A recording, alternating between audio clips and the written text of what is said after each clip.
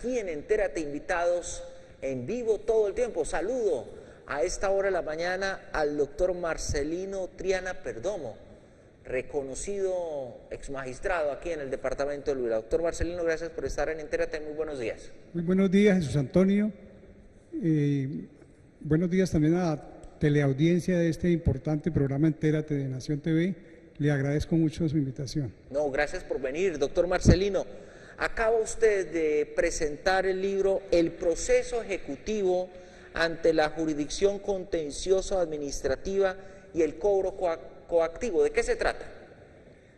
Bueno, este es un texto que, caricaturizándolo un poco, yo lo he resumido como una especie de manual para que el ciudadano le pueda cobrar al Estado lo que el Estado le adeude y también para que el Estado le cobre al ciudadano lo que el ciudadano también le esté adeudando al Estado. ¿Y cómo fue el proceso de elaboración? ¿Cómo se concibió este manual, doctor Marcelino? Bueno, este libro en realidad tiene origen en el 98, cuando yo dicté una conferencia en Manizales a toda la jurisdicción contencioso administrativa sobre más o menos sobre este tema. Y los magistrados, la mayoría me pidieron que la publicara. Efectivamente, al año siguiente, en el 99, publicamos un primer texto, casi un folleto, que se llamó El proceso ejecutivo en la jurisdicción contencioso administrativa y las medidas cautelares. Este folleto, porque eran como 90 páginas, se agotó a los 2 meses y el editor empezó a insistirme en que hiciera una nueva publicación actualizada. Pasaron 3 años, en el 2003 ya se publicó un texto de 900 y pico de páginas que recogía casi la totalidad de la jurisprudencia que había elaborado el Consejo de Estado y los tribunales administrativos del país sobre este mismo tema. En este libro se recogió, pues como le digo, muchísima jurisprudencia. Y se recogió en el mismo texto, por eso fue un mamotreto casi del libro, sí, pero que sirvió muchísimo porque era la única publicación que sobre ese tema había. Como lo decía anoche en la presentación en el Banco de la República, pues sobre el proceso ejecutivo es tan viejo como el mismo derecho, ¿no? Pero el proceso ejecutivo de conocimiento de la jurisdicción contenciosa administrativa sí no había habido antecedente ninguno hasta la expedición de una providencia del Consejo de Estado en el 94 que asignó con base en el artículo 75 de la Ley 80 del 93 la competencia de la jurisdicción contencioso administrativa. Pasaron más de 15 años sin que yo, o casi 15 años, sin que hubiera insistido nuevamente en el tema. Se expidieron 2 códigos nuevos, me retiré de la jurisdicción contenciosa de mi cargo como magistrado del Tribunal Administrativo y yo soy un asiduo visitante de la Feria del Libro. En todos estos años me encontraba con el editor y me decía, bueno, doctor, ¿qué hubo del libro? Entonces, yo le decía, no, todavía no está listo, estamos trabajando en él, etcétera. En abril del año pasado le dije, para noviembre le tengo el libro. Y efectivamente empecé a trabajar, ya había hecho un trabajo adelantado previo y empecé a trabajar muy duro, trabajaba hasta las 2 de la mañana algunas veces y me levantaba temprano a seguir dándole. Realmente en noviembre, como le había prometido, no pude tener el libro, pero el 15 de diciembre terminé de escribir el texto como tal. Y ya transcurrió el mes de enero, febrero, que en enero lo envié a la editorial y siguió el proceso de correcciones y de edición como tal, y en la Feria del Libro de este año se logró presentar. Doctor Marcelino, ¿por qué no le explicamos un poco a los televidentes? Pues muchos no sabrán mucho o no sabrán sobre el tema del derecho, sobre los vericuetos del derecho, pero ¿en qué consiste básicamente, en qué casos, por ejemplo, sirve este libro? Bueno, como le decía, este libro es muy útil para abogados, para contratistas, para magistrados, para jueces, porque aquí se puntualiza muy claramente qué documentos, por ejemplo, se deben adjuntar a una demanda y cómo se debe elaborar una demanda para que el Estado le pague a un contratista, por ejemplo, lo que le está adeudando, o en cualquier tipo de contrato celebrado con el Estado que, ya sea el municipio, el departamento o la propia nación, por alguna circunstancia, cualquiera que sea, no ha cumplido con la obligación contraída de pagar un anticipo, de pagar la totalidad de una obra. Entonces, este libro le da herramientas y luces para que se haga efectivo. Contempla cosas tan importantes como la prescripción del título, la caducidad, las medidas cautelares, que por cierto están muy restringidas ahora para embargar bienes del Estado. Pero es por eso yo digo que es como una especie de manual para que el ciudadano le pueda cobrar al Estado y para que a su vez el Estado le cobre al ciudadano, porque hay un capítulo especial que es el procedimiento administrativo de cobro coactivo, que es el que ejerce el Estado a sus distintos niveles. Este no es su primer libro, ¿cierto, doctor Marcelino? No, por supuesto que no. Como le decía, de Derecho he publicado 3 libros y de poesía también participé en otros 3 libros y en el 94 el Instituto Huilense de Cultura me publicó el libro antológico Caminante de Sueños. Sí. Sí, este libro pues apareció prologado por el ya fallecido maestro Fernando Soto Aparicio, que hizo unos comentarios bellísimos sobre el texto y yo tuve una cercanía muy grande con él. Precisamente por esa cercanía también se dio, no muy casualmente, que él participara en un proyecto que construimos y que construí fundamentalmente porque se partió de unas pinturas que hizo el gran pintor huilense, reconocido internacionalmente, Mario Ayerbe González, con fundamento en una serie de conversaciones y de charlas que sostuvo con la excongresista Consuelo González de Perdomo después de que salió de sus 6 años y medio de secuestro. Él se dedicó, con las narraciones que ella le hacía, a pintar una serie de obras, de cuadros de un buen formato, y logró pintar 19 cuadros. Yo le dije a Mario, pues sería importante que esto no se quedara en una simple exposición, sino que se hiciera un libro. Lógicamente habían salido ya algo así como 6 libros sobre personas que habían estado secuestradas, pero este texto iba a ser absolutamente diferente porque iba a ser un libro de arte y de literatura. Y me embarqué en ese proceso en el que duré pues, hasta la actualidad casi, porque duré, sí. Pero en la construcción del libro y en su publicación gasté algo así como 1 año y medio. Doctor Marcelino, siempre he tenido una inquietud a propósito de su presencia en el programa y no la puedo desaprovechar, relacionada de cómo es el trabajo al interior de un tribunal, por ejemplo, en el Tribunal Administrativo del Huila, del cual usted hizo parte mucho tiempo. ¿Cómo llegan las demandas y cómo es el trabajo que elabora un magistrado a la hora de proferir una sentencia? Bueno, ahora varía un poco. Cuando iniciamos nosotros éramos funcionarios de primera y de única instancia en algunos casos y de primera instancia, y la segunda instancia la ejercía el Consejo de Estado. Después de la aparición de los jueces administrativos, nosotros pasamos a ser, en la mayoría de casos, funcionarios de segunda instancia, o sea que revisábamos las decisiones que proferían los jueces, o que profieren los jueces, porque eso todavía existen en la actualidad, y algunos procesos sí eran de conocimiento en primera instancia en el tribunal y otros pocos de única instancia. Entonces, la mayoría de demandas que en este momento están llegando al tribunal administrativo, a los tribunales administrativos, son demandas que inicialmente han sido presentadas ante los jueces administrativos.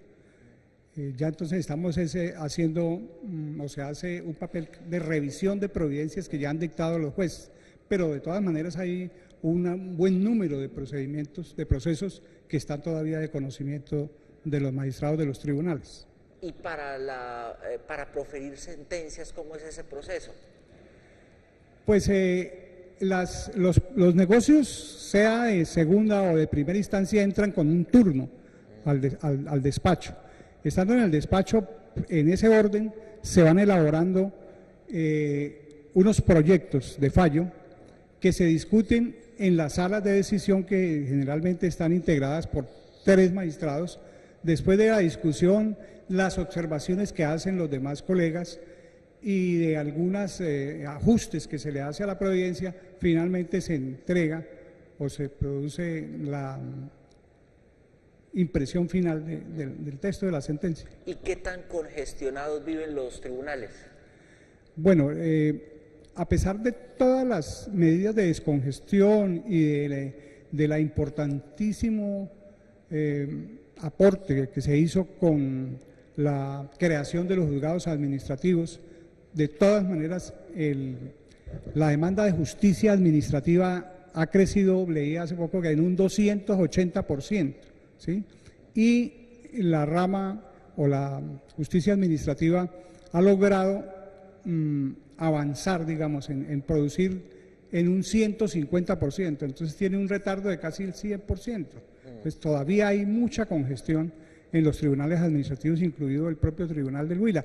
Eso indudablemente se ha mejorado mucho, porque es que nosotros tuvimos, y eso lo publicó la prensa, alrededor de 980 procesos a despacho, ¿sí?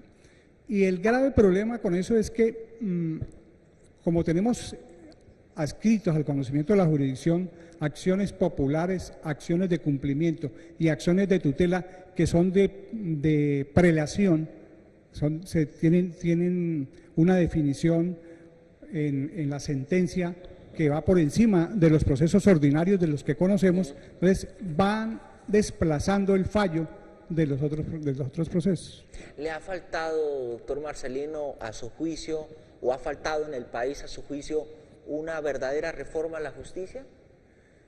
Pues ese es un tema bastante complejo y para mencionarlo así en unas pocas frases es bastante difícil, pero es indudable que la justicia requiere de reformas, ¿sí?